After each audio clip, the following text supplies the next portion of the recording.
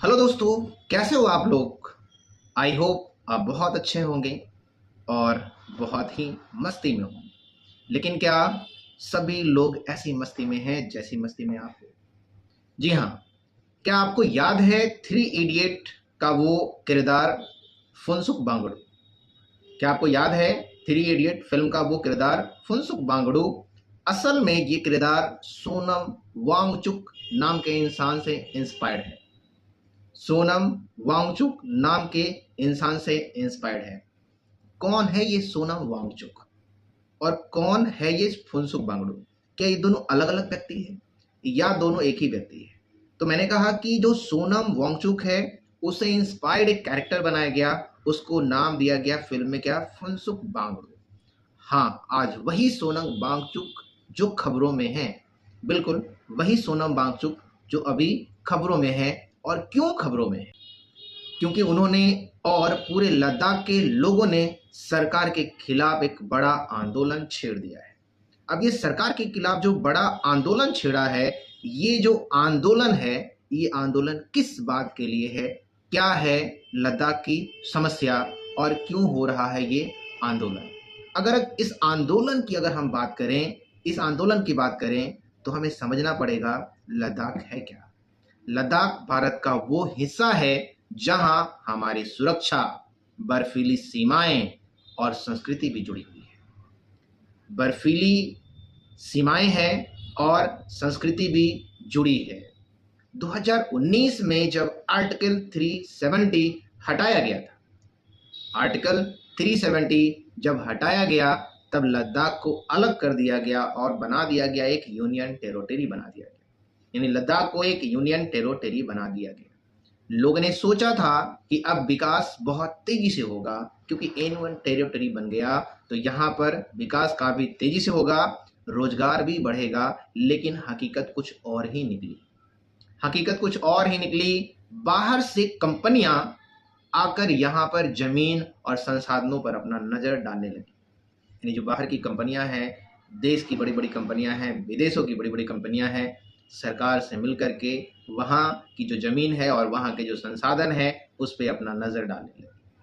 अब कह सकते हैं कि यहाँ के जो स्थानीय युवा हैं, उनकी जो नौकरी है, इनको अवसर कुछ भी नहीं मिला।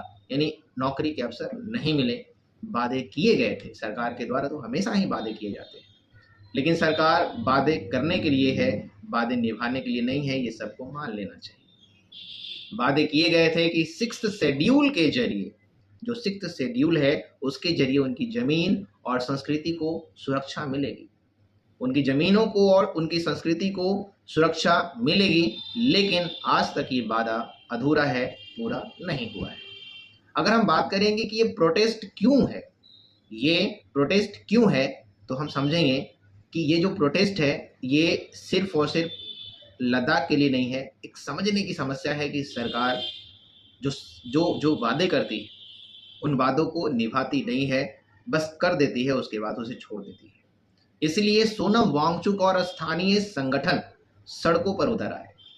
अगर हम बात करें कि उनकी मांग क्या है, उनकी जो मांग है वो क्या है, उनकी मांगे हैं, जैसे सबसे पहले उनकी मांग है लद्दाख को राज्य का दर्जा मिले, यानी एक स्टेटहुड दिया जाए। स्टेटहुड दिया जाए, दैट मीन्स कि एक जो है उनको अलग राज्य का दर्जा मिले। बहुत सारे अलग राज्य बन गए हैं। जैसे अगर हम बिहार की ही बात करें तो बिहार हमेशा सेंट्रल गवर्नमेंट से मांगती है कि उसे भी एक विशेष राज्य का दर्जा मिले। राज्य तो है लेकिन विशेष राज्य का दर्जा उसे मिल जाए। जैसे बहुत सारे हमारे जो राज्य हैं उनको विशेष राज्य का दर्जा मिला हुआ है, तो बिहार भी ये कहता है कि हमें भी विशेष राज्य का दर्जा मिले। लेकिन एनडीए की सरकार होते हुए भी बिहार को कभी विशेष राज्य का दर्जा नहीं मिला। 10 साल से एनडीए की सरकार चल रही है लेकिन अभी तक नहीं मिला। सोनम वांगचुक है, ये कह रहे हैं कि उन्हें भी क्या चाहिए, स्टेटहुड, यानी राज्य का एक दर्जा चाहिए, एक अलग राज्य बना दिया जाए। सिक्स्थ शेड्यूल की जो गारंटी है वो मिल जाए, सिक्स्थ शेड्यूल की गारंटी मिले, ताकि जनजातीय लोगों की पहचान और उनके संसाधन सुरक्षित रहे। स्थानीय नौकरियों में आरक्षण और युवाओं के लिए रोजगार भी मिल जाए। जो स्थानीय नौकरियां हैं वहां पे उनको आरक्षण मिल जाए और जो वहां के युवा हैं उन युवाओं को क्या मिले, रोजगार मिल जाए। संसद में प्रतिनिधित्व और अपनी आवाज, यानी एक संसद हो ताकि वहां पे अपना प्रतिनिधित्व भी कर सकें और बोल सके, कुछ समझा सके, बता सके अपने राज्य की जो परेशानियां हैं, अपने राज्य की जो कुछ विशेषताएं हैं, वहां पे क्या क्या नई चीजें हो रही है उनके बारे में बता सके। अगर हम बात करते हैं वांगचुक का जो तरीका है, वांगचुक का जो तरीका है वो क्या है, कैसे उन्होंने क्या किया। सोनम वांगचुक ने सबसे पहले अनशन शुरू किया था, जो बर्फीले तापमानों में भूख हड़ताल पर बैठे थे।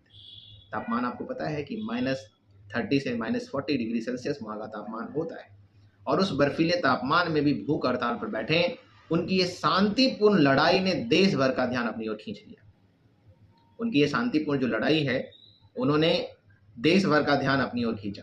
अब बात यहाँ पे है कि बहुत सारी राजनीतिक बातें होती है, जैसे अगर मैं यहाँ पे जो वांगचुक है उसके बारे में अगर वीडियो बना रहा हूँ, तो मेरे वीडियो बनाने का पर्पस ये है कि लोग समस्याओं को समझे, इसको सिर्फ और सिर्फ राजनीतिक पर्यटल है उस पर ना सोचें, बल्कि ये सोचें कि देश की अगर समस्या है तो इसे सुलझाएगा कौन, और अगर समस्या है, अगर समस्या अच्छी है या समस्या बिगड़ी हुई है, तो इसको सुलझाने का काम कौन कर सकती है। क्या इसको सुलझाने का काम सरकार का नहीं है? क्या इस तरह की समस्याओं की जड़ तक पहुंचने का काम सरकार का नहीं है? बिल्कुल, ये सारी चीजें सरकार की है। अगर हम बात करते हैं यहाँ पे कि जो शांतिपूर्ण तरीके से जो अनशन चल रहा था, धीरे धीरे जब हजारों लोग जुड़ गए तो स्थिति तनावपूर्ण हो गई कि भाई इतने सारे लोग जुड़ गए हैं लेकिन सरकार को इससे कोई फर्क नहीं पड़ा है। स्थिति तनावपूर्ण हो गई, कहीं कहीं झड़प भी हुई, कई लोगों की जानें भी गई। सरकार का कहना है कि वांगचुक लोगों को उकसा रहे हैं। सरकार कह रहा है कि जो सोनम वांगचुक है वो लोगों को उकसा रहे हैं, लेकिन वांगचुक का कहना है कि ये आंदोलन मेरी वजह से नहीं है। वांगचुक कहते हैं कि ये आंदोलन मेरी वजह से नहीं है, बल्कि लोगों की नाराजगी की वजह से है। तो यहाँ पे अगर हम एक बड़ा सवाल करते हैं, दोस्तों सोचिए, लद्दाख जहां हमारी फौज -40 डिग्री तापमान पर देश की रक्षा करती है, -40 डिग्री तापमान पे हमारे देश की रक्षा करती है, वहीं के लोग अपने अधिकारों के लिए धरने पर बैठे हैं। यानी हमारे देश की जो सेना है, जो फौज है, वो लद्दाख में रहती है, और वहीं के लोग जो है अपने अधिकार के लिए धरने पर बैठे हैं। अब सोचिए, क्या उन्हें राज्य का दर्जा मिलना चाहिए? कमेंट में बताएंगे, क्या उन्हें राज्य का दर्जा मिलना चाहिए? क्या उनकी जमीन और संसाधनों की रक्षा होनी चाहिए? क्या उनकी जमीन और उनके संसाधनों की रक्षा होनी चाहिए? ये सिर्फ लद्दाख की नहीं बल्कि पूरे देश की जिम्मेदारी है। ये सिर्फ लद्दाख की नहीं, पूरे देश की जिम्मेदारी है। अगर हम बात करते हैं, अब समझते हैं, तो अब फैसला जो है आपके हाथ में है। फैसला आपके हाथ में है। आपको क्या लगता है, सरकार को लद्दाख की मांग मान लेनी चाहिए या नहीं?